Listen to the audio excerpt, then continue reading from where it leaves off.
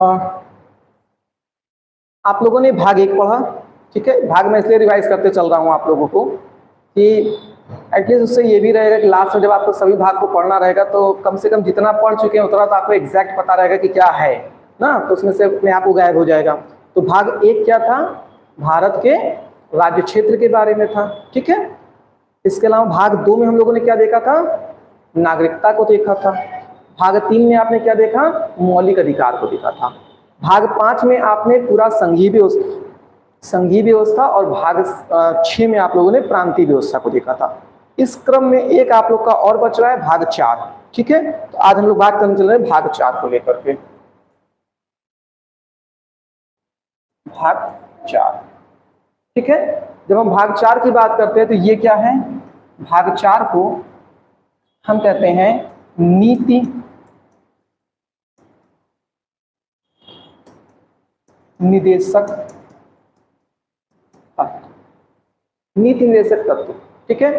यहां पे ध्यान रखिएगा, जब हम नीति निदेशक तत्व की बात करते हैं तो इसे क्या कहते हैं?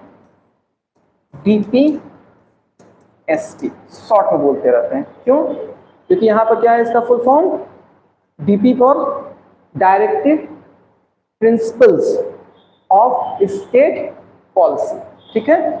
तो इसका अर्थ को समझने की कोशिश करिएगा, बहुत ध्यान समझिएगा, ठीक है। थोड़ा विस्तृत स्तर पे इसको बताएंगे ताकि कहीं पर भी आपको जो राज्य और सरकार के उद्देश्य होते हैं उसको आप समझ सकें, ठीक है।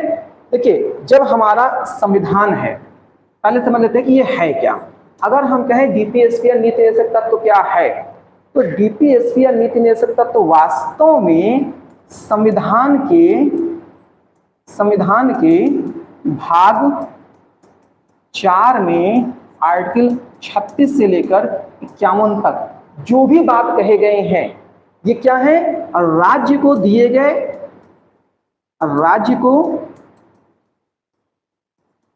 गए क्या है? निर्देश है। निर्देश,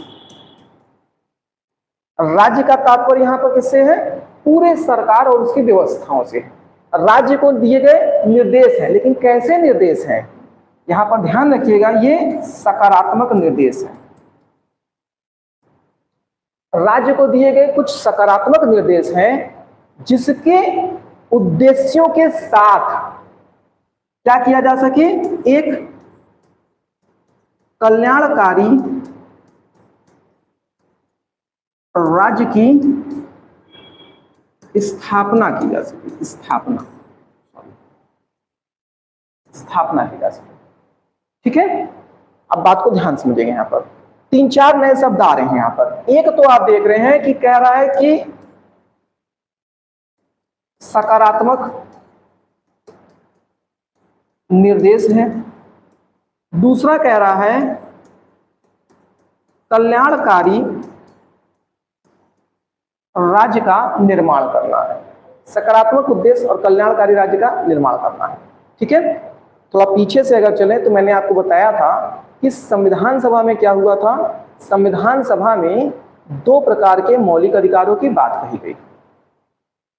एक मौलिक अधिकार वो थे जिसको कहा गया कि तुरंत ही लागू कर दिया जाए, और एक मौलिक अधिकार कहा गया कि ये सरकार का दायित्व बनता है, ये लोगों को उनके अधिकार के तहत मिलना चाहिए। लेकिन चूंकि नई सरकार है, संसाधनों व्यवस्थाओं का अभाव है, आर्थिक तंगी है, इसलिए इसको उद्देश्य में रखें कि समय समय पर ये लोगों को क्या हो? मिलता रहे। इसका मतलब यहां पर जो भी बातें कही जा रही हैं वो भविष्य में लोगों को प्राप्त हो, इसके लिए सरकार को कार्य करना चाहिए। यानी सरकार के कार्य की नीति क्या होनी चाहिए, उद्देश्य क्या होना चाहिए, वो आपको यहां से सारा दिखाई देगा, ठीक है। अब यहां पे देखिए, जब हमने एक शब्द का प्रयोग किया, कल्याणकारी राज्य, ध्यान रखिएगा, जब हम किसी राज्य के बारे में बात करते हैं, राज्य, तो राज्य के संदर्भ में इसका अर्थ किससे है? आपने पॉलिटी में पढ़ाई जहां पे हम संप्रभुता की बात करते हैं, यानी राज्य के संदर्भ में हम भारत को मान के चलिए, भारत की बात कर रहे हैं, ठीक है। तो राज्य का उद्देश्य क्या होता है? राज्य का उद्देश्य एक क्षेत्र से हो गया, और दूसरा राज्य का उद्देश्य वो पूरी समस्त व्यवस्थाओं से हो गया, जहां पर संघीय व्यवस्था, प्रांतीय व्यवस्था, सरकार, सरकार के तंत्र और सरकार से जुड़े सभी घटक आकर के मिलेंगे, ठीक है। अब इनके पूरे जो शासन का उद्देश्य है, पूरे शासन का उद्देश्य, इसका आधार क्या है? दो है। एक तो हमको क्या करना है? कल्याणकारी राज्य की स्थापना करना है, कल्याणकारी राज्य की स्थापना, और दूसरा क्या करना है? दूसरा विकास करना है।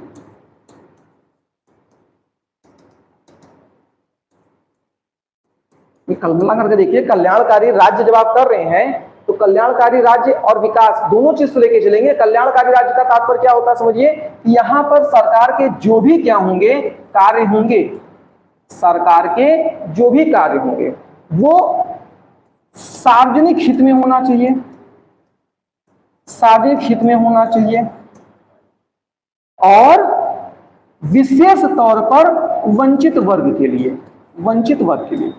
इसका मतलब अगर हम सरकार के दृष्टिकोण से कोई बात देखें तो अगर किसी कार्य के, उसकी नीति से किसी एक को लाभ हो रहा है और किसी एक कार्य की नीति से 10 को लाभ हो रहा है, तो उसके प्रायोजन में उद्देश्य क्या होगा? एक को लाभ देने वाला या 10 को लाभ देने वाला? 10 को लाभ देने वाला, ठीक है। लेकिन उस 10 को जो लाभ के लक्ष्य में हम रख रहे हैं, उसमें भी हमारा प्रयास ये हो कि जो वंचित वर्ग हो उसे विशेष तौर पर ध्यान रखा जाए, ठीक है, वंचित या पिछड़े वर्ग को। इसे हम कहते हैं कल्याणकारी राज्य की स्थापना करना, ठीक है। दूसरा आप जानते हैं विकास, ठीक है। विकास में क्या आता है आपका? विकास में आता है आपका इंफ्रास्ट्रक्चर, इंफ्रास्ट्रक्चर।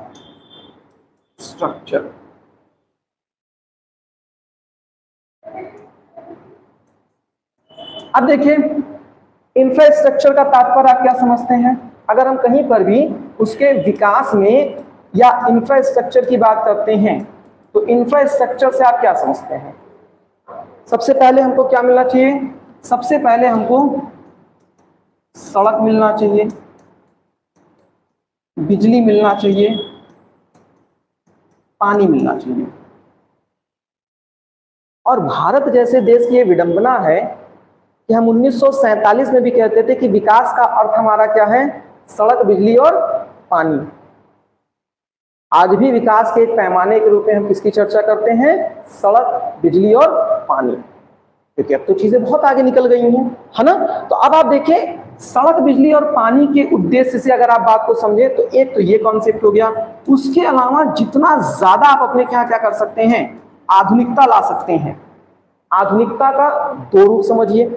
एक, जहां पर हम क्या लग रहे हैं, जो चीजों के जीवन स्तर पर सुधार की बात कर रहे हैं, जीवन पे मतलब लोगों के जीवन के स्तर में सुधार की बात। आधुनिकता का तात्पर्य क्या है? आप जैसे मान लेते हैं अपने जीवन में देखिए, तो अगर हम कहें कि आज आपके पास क्या है, अगर हम कहें कि मान लेते हैं आपके पास एक मध्यम वर्गीय परिवार से लेकर चल रहे हैं, एक एवरेज नहीं पकड़ना पड़ता है ना भाई, निम्न स्तर पे जाएंगे, मध्य स्तर पे जाएंगे कि उच्च स्तर पे जाएंगे, सबकी अपनी आधुनिकता का जीवन का स्तर भिन्न भिन्न हो सकता है।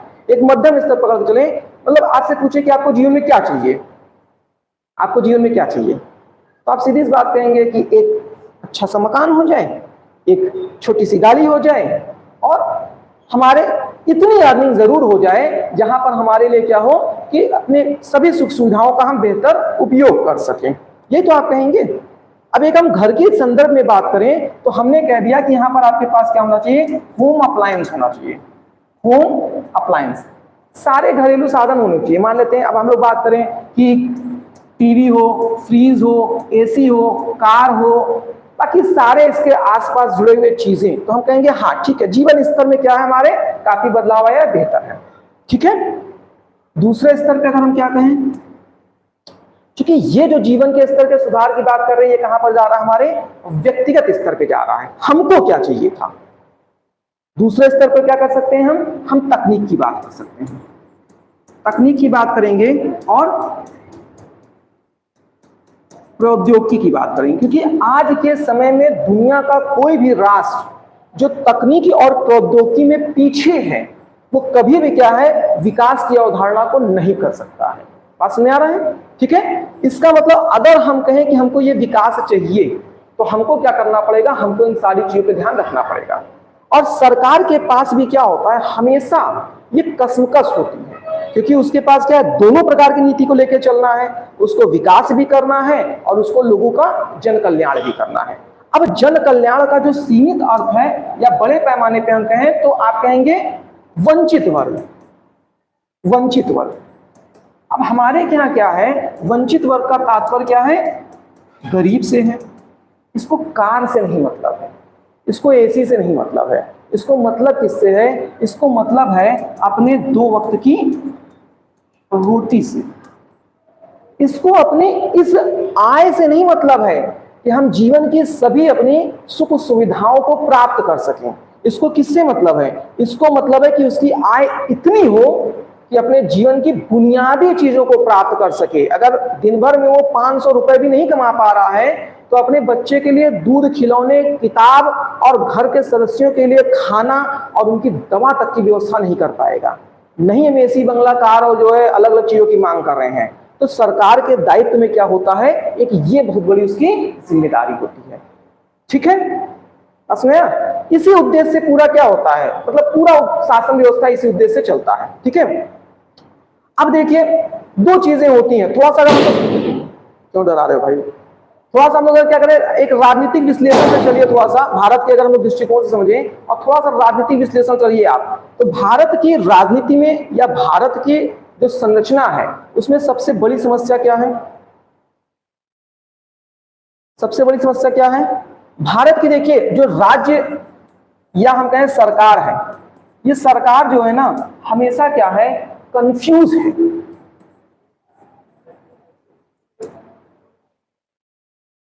ये विकास को पकड़े या जन कल्याण को पकड़े। जब विकास होता है तो जन कल्याण वाले परेशान हो जाते हैं, और जब जन कल्याण होता है तो विकास वाले परेशान हो जाते हैं।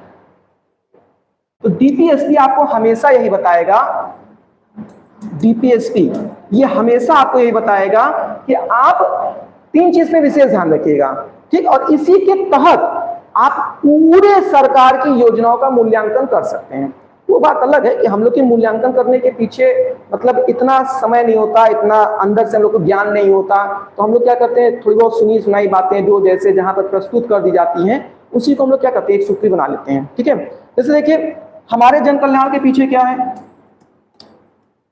सॉरी हमारे डीपीएसपी यानी राज्य निर्देश के पीछे क्या है, क्योंकि संविधान सभा निर्माताओं ने क्या किया था, उस समय ये सारी चीजों को सोच के रखा था कि हमको क्या चाहिए। तो हमको क्या चाहिए, एक चीज ध्यान रखिएगा, हमको चाहिए पहली चीज विकास, हमको दूसरी चीज क्या चाहिए, जन कल्याण, और हमको तीसरी चीज चाहिए क्या, यहां पर इसमें भी जो वंचित वर्ग है उसका विशेष ध्यान, विशेष ध्यान। ठीक है, इसके बाद जनता के ऊपर, जनता को क्या अच्छा लगा, क्या बुरा लगा, क्या खराब लगा, क्या नहीं सही लगा। ठीक है, ये अपने मतलब हो सकते हैं। तो अगर हमें आदर्श स्थिति की बात करें तो बस सरकार के इतने कार्य होते हैं। ठीक है, बाकी अगर हम यथार्थ की बात करें, यथार्थ की बात, तो यथार्थ में सब सरकार के अपने कुछ उद्देश्य होते हैं, सब करने की बात होता है, जरूरी कि सब संविधान को ही देख करके काम करें। वो बहुत से लोग क्या होता है कि हम कैसे सरकार बना सकते हैं उस पे काम करते हैं, तो उन मतलब विशेष वर्गों पर ध्यान रखते चलते हैं जहां पर क्या होता है हम सरकार को बना सकते हैं। ठीक है, यानी हम किसके तक ज्यादा से ज्यादा लोगों को अपने साथ जोड़ सकते हैं ताकि हम सरकार को बनाएं। ठीक, ये तो सरकार बनने बिगड़ने की बात है, लेकिन सरकार कोई भी बनेगी तो उसके सामने अगर हम लोग पॉलिटी के दृष्टिकोण से कभी भी किसी मतलब क्लास से बाहर, पेपर से बाहर, आपको जैसे भी अपनी बातों को रखना हो वो तो आप अपने हिसाब से कर ही सकते हैं, लेकिन अगर पॉलिटी के दृष्टिकोण से कभी भी आपको सरकार का मूल्यांकन करना हो या सरकार के उद्देश्यों को बताना हो तो हमेशा ध्यान रखिएगा डीपीएसपी के सारे आर्टिकल ध्यान रखिए, और उसके साथ साथ क्या है, विकास, जन कल्याण, वंचित वर्ग का विशेष ध्यान। ये 3 पॉइंट आप एकदम बिल्कुल अच्छे से बैठा लीजिए दिमाग में, ठीक है। अब आइए हम लोग आते हैं एक एक करके आर्टिकल पे। देखिए यहाँ पर जब हम लोग आर्टिकल की बात कर रहे थे तो अभी मैंने आपको बताया ना, फिर समझिएगा 3 शब्दों में सीमित कर रहे हैं। राज्य के नीति निर्देशक तत्व क्या है? राज्य के नीति निर्देशक तत्व राज्य को दिए गए दिशा निर्देश है, सकारात्मक निर्देश है, ताकि एक कल्याणकारी राज्य की स्थापना की जा सके। कल्याणकारी राज्य क्या होता है? कल्याणकारी राज्य वो होता है जहां पर हम सभी के हितों का ध्यान रखते हो। मतलब कोई भी नीति बने तो जो ज्यादा से ज्यादा, देखिए कोई भी नीति 100% लोगों के लिए नहीं बन सकती। क्यों? क्योंकि यहां पर विविधता है। क्योंकि आप देख रहे हैं कि मतलब निचले वर्ग से लेकर के एक उच्च वर्ग तक विविधता और हर जगह पर होती है। एक नीति 100% लोगों के लिए लागू नहीं होती है, ठीक है। मैं भी मान लेते कोई भी एक प्रायोजन करूंगा, एक छोटा सा काम सोचिए कि अगर मान लेते हैं कि मैं कहूं कि गर्मी बहुत ज्यादा पड़ रही है, जैसा कि कई लोगों ने मुझसे कहा भी कि गर्मी बहुत ज्यादा पड़ रही है तो बैच का समय चेंज कर दीजिए। अब मान लीजिए मैं चेंज कर दूं, 100% लोग खुश होंगे? नहीं। तो शायद जब मैं बैच टाइमिंग अगर चेंज करूं तो मैं इस लक्ष्य को लेकर चलूंगा कि इसमें ज्यादा से ज्यादा कितने लोग खुश हो सकते हैं, मतलब कितने लोगों को इसमें फायदा होगा। लेकिन मान लीजिए कि मैं कह रहा हूं कि यहां पर 15 में से 14 लोगों को फायदा हो रहा है और 1 लोगों को नुकसान हो रहा है। आप बताइए क्या करना चाहिए? क्या करना चाहिए? 14 लोग को ध्यान में रखना चाहिए। लेकिन ये बात आप तभी कहेंगे ना कि जब अत्यंत आवश्यक हो कि हाँ ये काम करना ही करना है, अन्यथा अगर नहीं करना हो तो टाला जा सकता है। बात को ध्यान समझिएगा। बहुत से बार सरकारें क्या करती हैं, ये काम टालती चली जाती हैं। क्योंकि जब आप डीपीएसपी के आर्टिकल को ध्यान में रखेंगे तो डीपीएसपी के आर्टिकल में क्या है, जो बातें कही गई हैं वो 1950 में कही गई हैं, जो बड़े आराम से हो सकते थे लेकिन नहीं किया गया। कारण क्या है? कारण क्या है? क्योंकि राजनीति में कभी कभी निर्णय लेने से इसलिए भी बचते या डरते हैं लोग कि उससे हम 1% लोगों को भी मतलब उनका नुकसान ना उठाएं। भाई हम जैसे 14 लोगों को ये चीज जो देना था हम नहीं दे पाए तो हमसे नुकसान, दुखी थोड़े ना हुए। हम नहीं दे पाए क्योंकि भाई 50 वर्षों से 60 वर्षों से 70 वर्षों से लोगों को नहीं मिल रहा था, तो लोग हमसे ये अपेक्षा थोड़ी ना किए कि दें। लेकिन 1% लोग भी उससे क्या होगा, अगर मतलब दे दिए तो नुकसान होगा, तो वो हमारा प्रत्यक्ष रूप से नुकसान होगा। बस यही कारण है कि डीपीएसपी के जो उद्देश्य है वो क्या हो गए, टलते चले गए। ठीक है, यही कारण है। आइए देखिए अब यहाँ पर तो सबसे पहले में बात करते हैं भाग 4 है, थोड़ा लंबा हो गया यहाँ पे बातें। भाग 4 है, आर्टिकल 36 से लेकर के 51 है। भाग 4 36 से 51। अब सबसे पहले इसमें हम लोग बात करते हैं आर्टिकल 36। देखिए यहाँ पर तो आर्टिकल 36, ठीक है। आर्टिकल 36 में क्या है, सबसे पहले यहाँ पर क्या है, राज्य की परिभाषा। अगर हम लोग राज्य की परिभाषा की बात करें तो राज्य की परिभाषा आर्टिकल 12 में बताया गया है। आर्टिकल 12 में क्या बताया गया राज्य की परिभाषा? बहुत सीमित शब्दों में समझिए। यहाँ पर क्या है, इसकी किसी बात हम लोग करेंगे। पहली चीज आप बात करेंगे कि जो संघीय सरकार ही रखी है, ठीक है। इसके अलावा अगर हम लोग बात करें तो यहाँ पर क्या कर लीजिए, प्रांतीय सरकार कर लीजिए, प्रांतीय सरकार। अब सरकार मतलब आप समझ सकते हैं, ठीक है। इसके अलावा यहाँ पर क्या है, जितने भी सदस्य होते हैं, जितने भी एमपी होंगे, और विधायिका की बात करें प्रांतीय स्तर पे एमएलए हो जाएंगे, और वही एमपी एमएलए तो जाकर के मिनिस्टर्स वगैरह भी बन रहे हैं, ठीक है। इसके अलावा क्या हो जाते हैं, जो स्थानीय स्वशासन हो जाता है। स्थानीय स्वशासन का मतलब क्या हो गया कि फिर यहाँ पर पंचायती राज व्यवस्था देखते हैं, जिला बोर्ड देखते हैं ना, ये सारी चीजें भी इसमें आके जुड़ जाती हैं। और उसके अलावा फिर क्या होगा, जितने भी सरकारी पद व इसके घटक हो गए। तो बार बार ये बात यहाँ पे बताया जा रहा है, लेकिन राज्य की परिभाषा आर्टिकल 12 में स्पष्ट की गई है। तो चूंकि पहले एक बार राज्य की परिभाषा आर्टिकल 12 में बता दी गई है, इसलिए क्या कहा गया आर्टिकल 36 में कि राज्य की परिभाषा जैसा कि अनुच्छेद 12 में उल्लेखित है। ठीक है, अब हम लोग बात करते हैं आर्टिकल 37।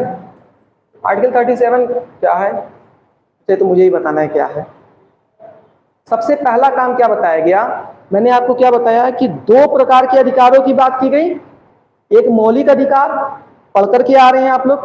अगर आपको मौलिक अधिकार नहीं मिलता है तो आप क्या करेंगे? अगर आपको मौलिक अधिकार नहीं मिलता है तो आप क्या करेंगे? सुप्रीम कोर्ट जाएंगे। क्यों जाएंगे?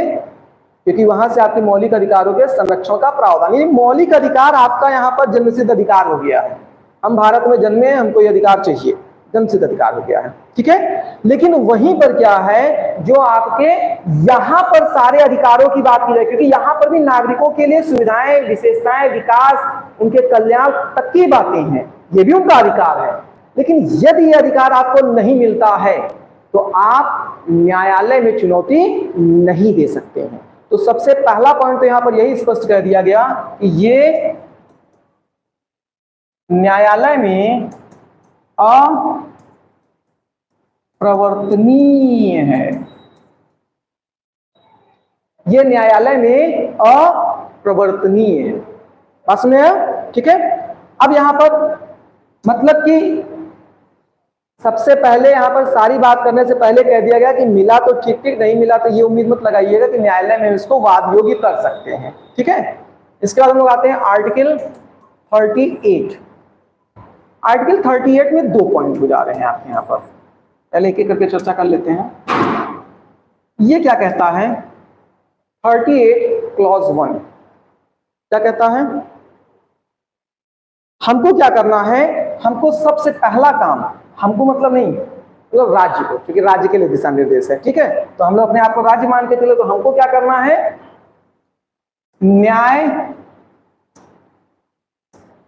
न्याय स्थापित करना है। इसके आधार पर,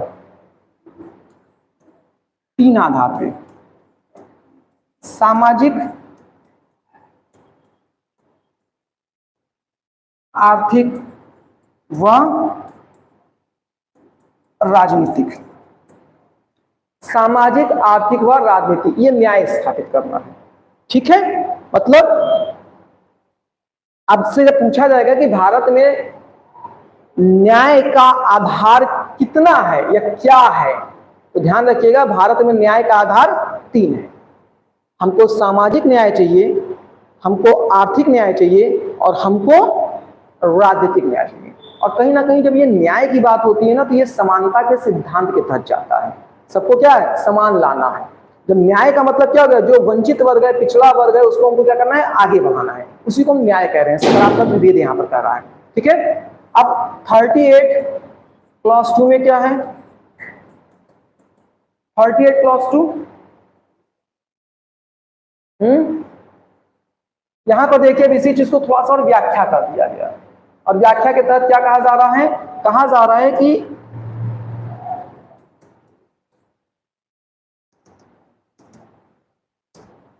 आय,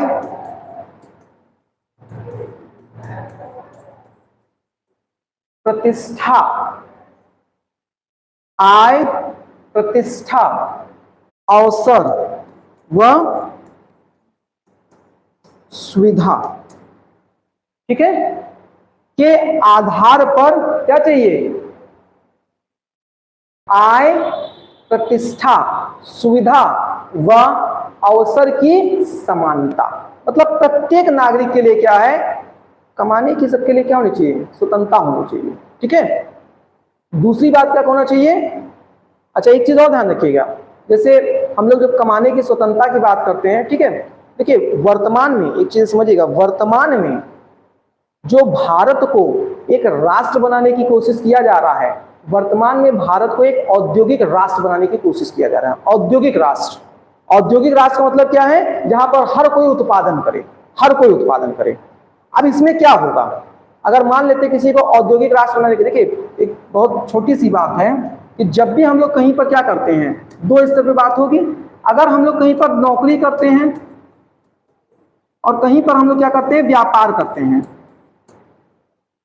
आपको आय की असीमित विकास की आवश्यकता, या आप कह सकते हैं वहां पर आपके लिए अवसर कहां मिलता है, व्यापार में, क्योंकि आय में क्या होते हैं, आप सीमित हो जाते हैं। ठीक है, और मुख्य रूप से अगर हम लोग भारत के कुछ राज्यों की बात करें तो आप देखेंगे भारत के कुछ राज्य ऐसे हैं जहां पर जो एक आप कह सकते हैं कि व्यापार या उद्योग की प्रवृत्ति है वो वहां के सामान्य जनमानस में है।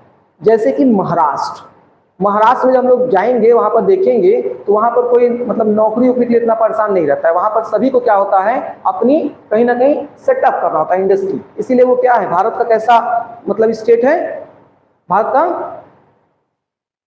3 प्रकार की राजधानी होती है। एक देश की राजधानी होती है, एक सांस्कृतिक राजधानी होती है, एक आर्थिक राजधानी होती है। तो भारत की आर्थिक राजधानी कौन सी है, महाराष्ट्र। इसी तरह जब गुजरात को देखेंगे, गुजरात के मतलब एक दो लोग से ऐसे बात हुआ था, ठीक है, बहुत पहले की बात, मतलब वहां पर कोई कल्चर ही नहीं है पढ़ाई का। कल्चर ना होने का मतलब कि लोग वहां पर बस इतना पढ़ते हैं कि उनको पढ़ना लिखना और थोड़ी सी मतलब संस्कृति सीखना आना चाहिए।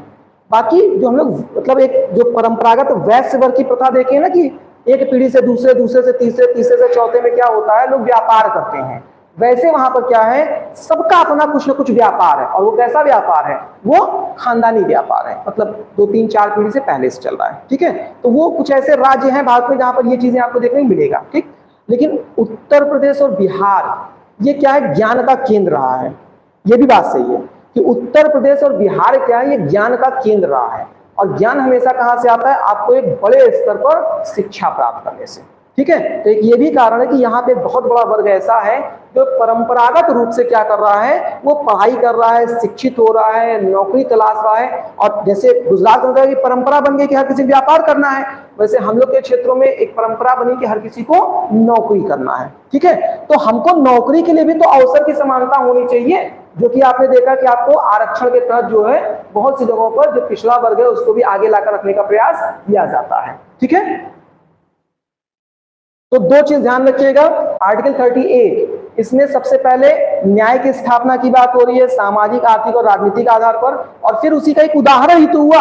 अगर आप किसी को क्या करना चाह रहे हो, सामाजिक, आर्थिक, राजनीतिक न्याय दिलाना चाह रहे हो, तो कहा नहीं कि हमको अगर आय की समानता मिलेगी तो हमारे लिए आर्थिक न्याय होगा, प्रतिष्ठा की समानता मिलेगी तो सामाजिक न्याय होगा, और कहीं ना कहीं जहां कहीं भी हम जाना चाहें उसके लिए अवसर मिले और सुविधा मिले तो राजनीतिक न्याय भी हो जाएगा, और सारे न्याय उसमें फिर से एक बार इंक्लूड होंगे। तो एक तरह का उदाहरण समझिए। ठीक है, और ध्यान रखिएगा ये जो 38वां मतलब आर्टिकल 38 के क्लॉज 2 की बात करते हैं, ये मूल संविधान में नहीं था, बाद में जोड़ा गया है। कब जोड़ा गया है, ये 44वें संविधान संशोधन 1978 के तहत। ठीक है, हाँ ठीक है, 44वें संविधान संशोधन 1978 के तहत जोड़ा गया है। ठीक है, तो 3 पॉइंट यहाँ पे, एक तरह से 4 पॉइंट, 5 भी कह सकते हैं।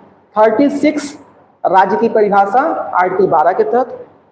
37 न्यायालय में अप्रवर्तनीय है।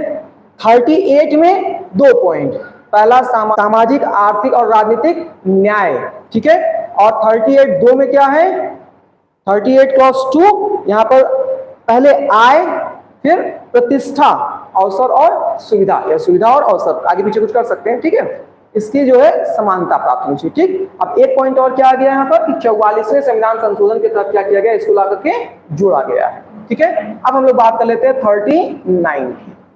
अगर हम 39 की बात करें तो यहाँ पर क्या है, कई पॉइंट रखे गए। ठीक है, इस कई पॉइंट में अगर हम लोग देखें तो 39 का फर्स्ट, 39 का पहला क्या कहता है, अब यहां पर जितने भी प्रकार से भी मैंने राज्य कल्याण की बात किया या कल्याणकारी राज्य की बात किया, आपको उसके बुनियादी स्ट्रक्चर यहां पर देखने को मिल जाएंगे। ठीक है, तो इसमें सबसे पहले चीज क्या है कि अगर हम बात करें तो जो पुरुष व महिला है, देखिए पुरुष और महिला के लिए क्या है, इनकी आजीविका के अवसर प्रदान करना। यानी सबसे पहले क्या है, मतलब पुरुष और महिला आते हैं कि पुरुष महिला का तात्पर्य क्या, भारत के प्रत्येक नागरिक हो जा रहे हैं, मतलब इनके लिए क्या करना है, आजीविका के अवसर प्रदान करना है। ठीक है। 39(2) क्या कहता है, 39(2) और 39(3), अब उसी को ए बी सी बी आप कह सकते हैं। ठीक है, 39A भी कह सकते हैं, 39B भी कह सकते हैं, 39C भी कह सकते हैं। ठीक है। अगर हम लोग बात करें तो 2 और 3 ये क्या कहता है, भारत के जो संसाधन है उसका प्रयोग कहां पर होगा, उसका प्रयोग सार्वजनिक हितों में होगा। भारत के संसाधनों का प्रयोग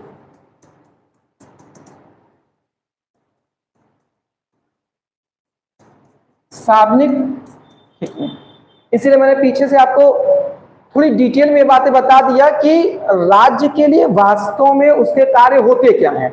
अब वहां पर मैं चर्चा किया ना, जब आप कल्याणकारी राज्य की स्थापना करना चाह रहे हैं तो उसमें आपके कार्य का उद्देश्य क्या होना चाहिए, वो सार्वजनिक हित होना चाहिए। और सार्वजनिक हित का मतलब फिर आप समझिए कि प्रयास रहे कि सबका हित हो, लेकिन मैंने ये भी बताया कि सबका हित किसी भी एक नीति से संभव नहीं होता है, लेकिन फिर ध्यान रखना है कि जहां ज्यादा से ज्यादा लोगों का हित हो, और उसमें भी विशेष तौर पे वंचित वर्ग का। तो संसाधन का मतलब क्या हो गया, आप जानते हैं ये संसाधन में सभी चीजें आ जाती हैं, चाहे वो आप कहें कि मतलब प्राकृतिक संसाधन हो, मानवीय संसाधन हो, या आपकी कार्य दक्षता हो, सभी उसमें आ जाएगा। ठीक है। अब इसके अलावा फिर तीसरा क्या कहता है कि जो उत्पादन के साधन है इनका केंद्रीकरण नहीं होना चाहिए, मतलब इनका क्या हो, विकेंद्रीकरण हो। उत्पादन के साधनों का विकेंद्रीकरण, उत्पादन के साधन ध्यान आ रहा है, उत्पादन के साधन कहिए,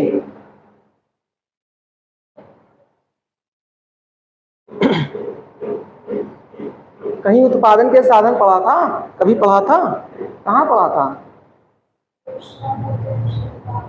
हाँ मतलब पहले ये तो बताइए कहां पर, मतलब विषय क्या था, कहां पर, इकोनॉमिक्स में पढ़ा था। ठीक है। अब वहां पे आपने क्या देखा था, उत्पादन के 4 तरह के साधन होते हैं। ठीक है। उस 4 तरह के साधन में आपने देखा था कि कहीं ना कहीं पहला आपको क्या चाहिए, हाँ पहला आपको मतलब भूमि चाहिए। ठीक है। दूसरा आपको क्या चाहिए था, पूंजी चाहिए था। तीसरा आपको क्या चाह रहा था, श्रम चाह रहा था। और चौथा आपको क्या चाह था, उद्यमशीलता चाह रहा था। ठीक है। अब जैसे मान लेते हैं कि हमने कहा कि उत्पादन के साधनों का विकेंद्रीकरण, अब विकेंद्रीकरण का समझते हैं जहां पर चीजों का केंद्रीकरण ना हो, इसका मतलब क्या है, सबको मिलना चाहिए, सबको। फिर से आते हैं एक बार, मान लेते हैं उदाहरण के तौर पर हम एक किसी बड़ी कंपनी का नाम ले लें, या हम कहें कि किसी हम एक ऑनलाइन प्लेटफॉर्म का नाम ले लें। ठीक है। अगर मान लेते हैं कि कोई एक हम ऑनलाइन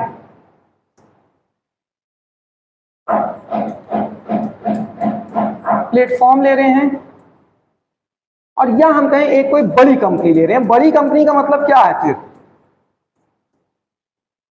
बड़ी कंपनी का मतलब क्या है, कम से कम मल्टीनेशनल कंपनी होनी चाहिए कि नहीं होनी चाहिए। अब बताइए, उत्पादन के साधनों पर इनका नियंत्रण है भाई, विकेंद्रीकरण होना चाहिए, सबके पास समान होना चाहिए। तो कहीं ना कहीं जो बड़े वर्ग के लोग हैं उनके पास सारी चीजों का केंद्रीकरण हो रहा है कि नहीं हो रहा है, हो रहा है, सही है, सही है। ठीक है। क्या करना चाहिए सरकार को,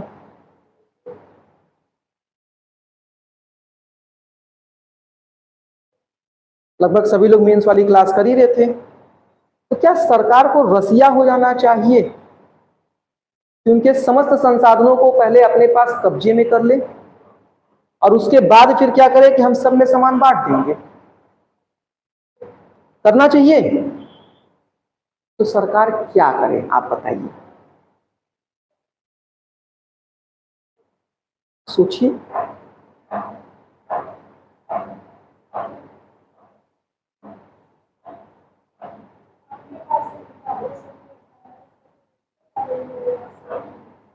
तो क्या करे? वो तो आपने बताया कि नहीं करना चाहिए, मैंने मान लिया, तर्क क्या उसके पीछे, कोई बात नहीं, आपने कहा नहीं करना चाहिए, मैंने मान लिया नहीं करना चाहिए। अब आप बताइए सरकार क्या करे?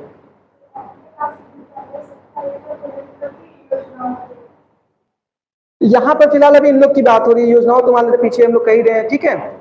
इसका मतलब क्या है, सरकार अपने स्तर से कर रहा है, ठीक है, लेकिन जब किसी बड़े व्यक्ति के पीछे हमको लगता है कि सरकार को उससे छीन लेना चाहिए, सरकार वो मतलब वो व्यक्ति विकास ना करे, आपको क्या लगता है सरकार किसी कंपनी का विकास कराती है?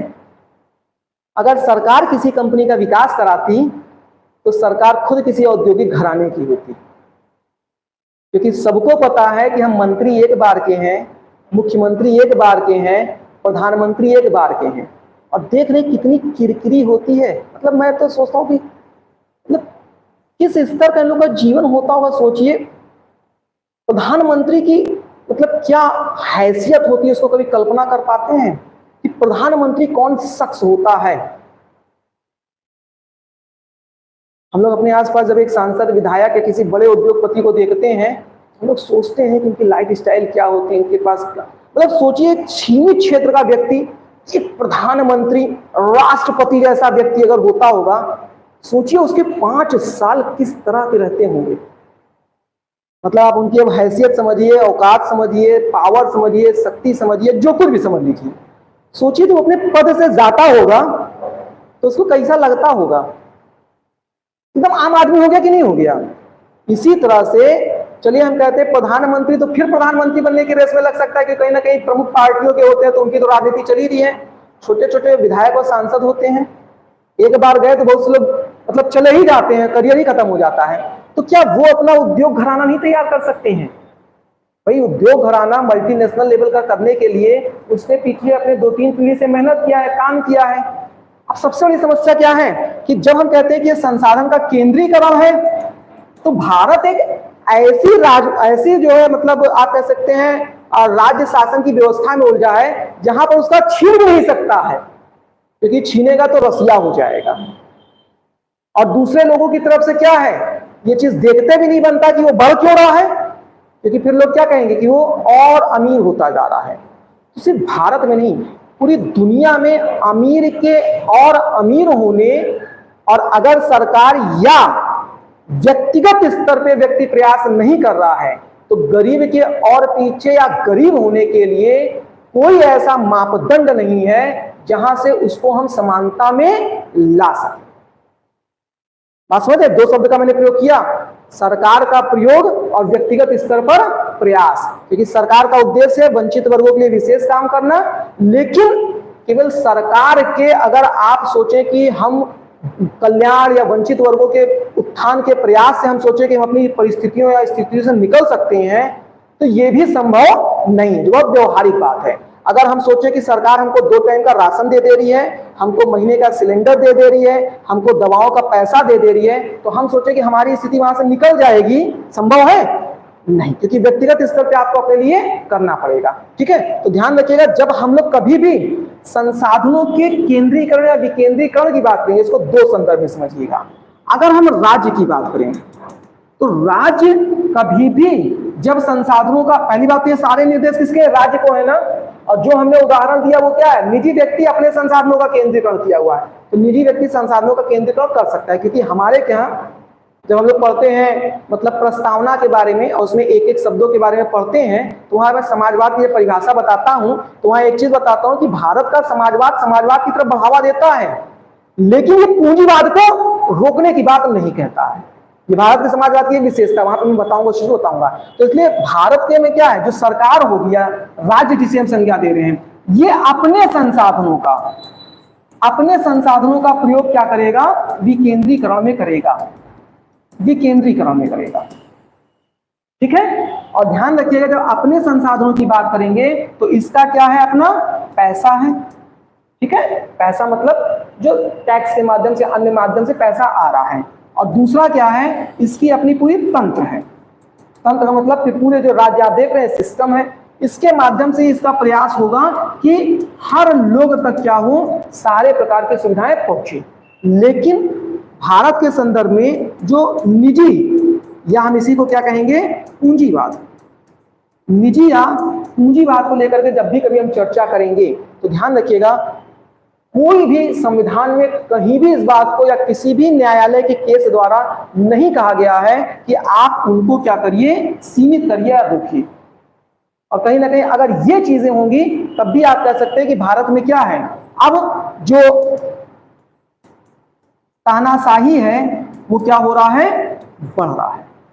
आप कल्पना करके देखिए कि आज आप एक सामान्य व्यक्ति हैं, आपने कहीं पर अपनी इंडस्ट्री लगाई और आप, नहीं हम भारत की करें, देखते ही देखते क्या हो गए, अपने शहर के सबसे अमीर व्यक्ति हो गए। किसी भी जिले के आप मान लेते हैं सबसे बड़े उद्योगपति बन गए। और अब आपका चारों तरफ से कोई खींचना चाहे कि पैसा आपका ले लिया जाए, आपकी संपत्ति ले ली जाए, आपके कार्य को सीमित कर दिया जाए, आपको कैसा लगेगा? सही है। और अर्थव्यवस्था पे क्या प्रभाव पड़ेगा? क्योंकि 25 लाख की आबादी में एक व्यक्ति कोई इस क्षेत्र से निकला जिसने अपने काम को क्या है, राष्ट्रीय स्तर पे, अंतरराष्ट्रीय स्तर पे पहुंचाया। उसकी कुछ कार्यशैली होगी, कुछ कार्य दक्षता होगा, कुछ नीति होगी। अगर हम उसको पीछे खींच लेंगे तो आप बताइए उस जिले या राज्य की जो अर्थव्यवस्था है, क्योंकि सब तो वैसे ही बेकार पड़े हैं, उसमें जो आगे बढ़ रहा है उसको भी खींच ले रहे हैं। तो ऐसे में क्या होता है, ध्यान रखिएगा, भारत के क्षेत्रों में इसीलिए पूंजीवाद पर किसी भी प्रकार का नियंत्रण लगाने का मतलब नहीं किया गया। क्यों नहीं किया गया, आप बात को समझिए। एक तरफ हम कहते हैं कि ये सरकार है और दूसरी तरफ हम कहते हैं कि सरकार का पैसा है। आप बताइए सरकार के पास पैसा कहां से आता है? सही, सरकार के पास पैसा कहां से आता है? टैक्स से। हम आप टैक्स देते हैं और देते हैं तो कितना देते हैं? उससे सरकार कल्याणकारी योजनाएं चला पाएगा? सरकार जो बड़ी बड़ी व्यवस्थाएं देती है, टैक्स से उससे सारे दायरे हो गए। जैसे मान लेते हैं सरकार ने क्या किया, एक्सपोर्ट इंपोर्ट को बढ़ावा दिया। अब आप बताइए एक्सपोर्ट इंपोर्ट को बढ़ावा अगर देगा तो इसमें किस प्रकार के व्यापारी वर्ग आएंगे? किस प्रकार के व्यापारी वर्ग आएंगे? जो राष्ट्रीय स्तर के, अंतरराष्ट्रीय स्तर के होंगे वही तो होंगे। भाई हम लोग तो अपने सामान को एक जिले तक बेच सकते हैं, थोड़े अच्छे लेवल पे काम कर रहे हैं 10 जिले तक बेच सकते हैं, और बढ़ गए तो एक राज्य तक बेच सकते हैं। कौन सा हम लोग अपना सामान चाइना में आके बेच रहे हैं? अच्छा चाइना ज्यादा बड़ी जगह हो गई तो कौन सा हम अपना म्यांमार में लेकर बेच रहे हैं, थाईलैंड में बेच रहे हैं? हमारे माल तो यहीं तक सीमित है। तो जब एक्सपोर्ट इंपोर्ट होगा तो इस पे क्या होगा, टैक्स मिलेगा। अब बताइए ऐसे लोग जो एक्सपोर्ट और इंपोर्ट का काम कर रहे हैं, सरकार उनको बढ़ावा दे या ना दे? बढ़ावा देना चाहिए नहीं देना चाहिए? देना चाहिए, क्योंकि आप दो स्तर पे समझिए, सरकार की आय का कोई भी स्रोत होता है तो देश में जो पैसा कमा रहे हैं वही होता है। और आप समझिए भारत जैसे देश में पिछले जो 15-20 सालों में, आपने 2000 के बाद से भी अगर हम पकड़ के चले, जो 20 साल में आपने भारत की अर्थव्यवस्था में गति देखा है, उसी का नतीजा है कि भारत में चारों तरफ आप इंफ्रास्ट्रक्चर देख रहे हैं। नहीं तो पैसा ही नहीं होता था सरकार के पास। अगर पैसा नहीं होगा तो सरकार कल्याणकारी योजनाएं भी अच्छे से नहीं दे पाएगी और फिर इंफ्रास्ट्रक्चर भी तैयार नहीं कर पाएगी। तो सरकार के सामने हमेशा ध्यान रखिएगा, एक राष्ट्रीय स्तर की अर्थव्यवस्था, ये क्या होता है, ये एक हिडन चैलेंज होता है जो दिखाई नहीं देता लोगों को, आम जन को तो कतई नहीं दिखाई देता है। अर्थव्यवस्था आपकी संपूर्ण अर्थव्यवस्था समझिएगा, क्योंकि हम लोग चवन्नी अठन्नी पकड़ने में लगे रहते हैं और हमको ये नहीं पता कि अर्थव्यवस्था लाखों से चलता है, चवन्नी अठन्नी से नहीं चलता है। ठीक है, अब आप समझिए कि अगर ये किसी भी इस प्रकार के प्रायोजन है, जैसे हमने कहा कि मान लेते हैं अमेज़न है, बहुत ज्यादा इस पे भी विरोध चल रहा था, जैसे मान लेते हैं अमेज़न है, कहां की कंपनी है? अमेरिका की कंपनी। जब एक तरफ से ऑनलाइन का कंसेप्ट बड़ी तेजी से बढ़ा था और अमेज़न जैसी कंपनी ने क्या किया था, बहुत से मार्केट को ओवरटेक कर लिया था, तो बहुत आवाज उठ रही थी कि क्या करना चाहिए हमको, तो अमेज़न को बैन कर देना चाहिए। अमेज़न जो सर्विस दे रहा है, उस सर्विस का प्रोसेस क्या है? अमेज़न एक प्लेटफॉर्म है। प्लेटफॉर्म का मतलब क्या हो गया कि केवल एक ऐप बनाया है, केवल एक ऐप बनाया है। ठीक है, और इस ऐप पे क्या है, आजकल देखा होगा ऐड वगैरह आता है ना, अमेज़न पे करिए अपनी दुकान, खोलिए अपनी दुकान, सुना कि नहीं सुना आप लोगों ने? इसके थ्रू क्या होता है, मतलब आप भी चाहें तो अमेज़न पे अपना सामान बेच सकते हैं, आप भी चाहें तो। उसके लिए कुछ नहीं, बस आपको क्या करना है, एक आपका कोई जीएसटी नंबर होना चाहिए, क्योंकि लीगल प्रोसेस से ही आप जाएंगे। अब जब जीएसटी नंबर है तो उसके बाद आप क्या करिए, कुछ ना करिए, अगर आपका 5,000 रुपए भी है, 10,000 रुपए भी है, दिल्ली जैसे मार्केट में जाइए या आपको जो किसी चीज का आपको होलसेल का मार्केट लगता है वहां जाइए, वहां पर आप कुछ जो सबसे सस्ते सामान होते हैं उसको खरीद के लेके चले आइए। जैसे मान लेते हैं आपके पास कम पूंजी है, 10,000 रुपए है, आप 10,000 रुपए में क्या करिए, दिल्ली जाइए और वहां से टी शर्ट खरीद के लेके चले आइए। अब आप क्या करेंगे, इस पर क्या करेंगे, उसकी फोटो खींच करके पोस्ट कर देंगे। उसके बाद क्या करेंगे, आप इस पे जो है वो एक मतलब इसके फीचर्स कर देंगे। इसके अलावा आप क्या करेंगे, इस पे इसके बाद इस पे क्या करेंगे आप, इसके बाद इसमें अपना प्राइस टैग लगा देंगे। अब जो लोग अमेज़न से जुड़े हुए हैं वो व्यापार कर रहे हैं, वो बाहर के लोग हैं, कहां के हैं, भारत के हैं कि नहीं है? अब इसका सबसे अच्छी बात क्या है, ऑनलाइन शॉपिंग पे सरकार क्यों नहीं बैन करता? क्योंकि यहां पर भी लगता है कि संसाधनों का केंद्रीकरण हो रहा है, क्यों नहीं बैन करता? ये लॉजिकल बनिए, क्यों नहीं बैन करता है? चाहता हूं हर चीज को थोड़ा आप लोग अलग अलग दृष्टिकोण से देखना सीखिए, दूरदर्शिता लेकर के आइए। क्यों नहीं बंद कर सकता है? ओपन टैक्स है, ओपन टैक्स, ट्रांसपेरेंसी। 1 रुपया भी यहां पर इधर से उधर ट्रांजेक्शन हुआ उसका लीगल रहेगा। दुकानों पे लीगल होता है नहीं। और ये कितना बड़ा टैक्स देता होगा आप कल्पना कर सकते हैं। अब ऐसे सारे ऑनलाइन प्लेटफॉर्म समझिए, मतलब वहां 1 रुपए की भी कोई चोरी नहीं कर सकता। तो सरकार भी तो अपने आय के लिए नए नए रास्ते बनाएगा।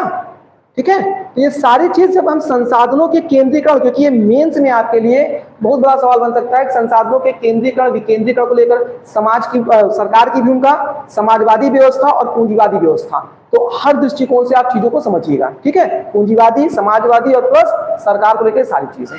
ठीक है, चलिए इसके आगे कल बात करते हैं।